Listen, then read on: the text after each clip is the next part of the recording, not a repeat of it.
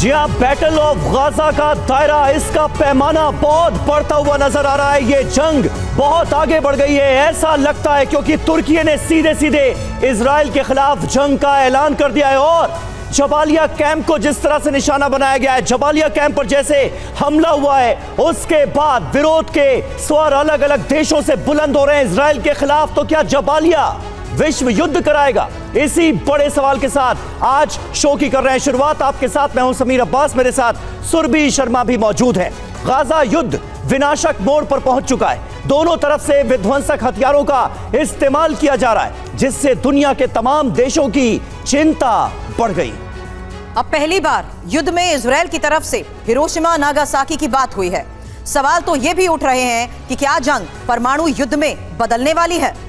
जी हां, उधर से हूती भी परमाणु हमले की धमकी दे रहे हैं। हमास ने पहली बार अपनी टॉर्पीडो मिसाइल का इस्तेमाल किया है। ईरान ने इजराइल को एक बार फिर दे दी है बड़ी चेतावनी। वहीं गाजा में इजरायली हवाई हमले में नागरिकों की मौत से दुनिया की चिंता भी बढ़ती जा रही है। आज इन्हीं सभी मुद्दों पर होगी बात, लेकिन पहले इस वक्त की सबसे बड़ी खबर के साथ करते हैं शुरुआत, जहां जबालिया कैंप पर इजराइल के बहुत बड़े हमले को लेकर खबर यह है कि जबालिया कैंप पर आईडीएफ ने हवाई हमला किया है और हवाई हमले में 50 से ज्यादा लोगों की मौत हुई है। आपको बता दें, इजराइल के हमले से कैंप में भारी तबाही की ये तस्वीर आपको TV9 भारतवर्ष दिखा रहा है, जहां इजराइल की तरफ से दावा ये किया गया कि कैंप खाली करने को पहले ही कह दिया गया था। लेकिन अब जिस तरीके से इस हमले को अंजाम दिया गया है, ये समीर तस्वीरों के जरिए अंदाजा लगाइए किस तरीके से बड़ा गड्ढा हो चुका है इस पूरे इलाके में और सब कुछ खंडर में तब्दील कर दिया गया। बिल्कुल, और इजराइल इस हमले के बाद ये दावा कर रहा है कि हमास के टॉप कमांडर को हमने इस अटैक में कर दिया है ढेर। वो कमांडर जो कि 7 अक्टूबर को इजराइल पर हुए हमले की एक बहुत इंपॉर्टेंट कड़ी था, उसे कर दिया गया है ढेर। लेकिन बहुत लोगों की जानें गई हैं, 50 से ज्यादा लोगों की मौत हुई है जबालिया कैंप पर हुए इस हमले के बाद। जो खबरें सामने आ रही हैं वो अपने आप में भयावह हैं, और यही वजह है कि दुनिया के तमाम मुल्कों में इस हमले के बाद गुस्सा देखा जा रहा है इजराइल के खिलाफ भी।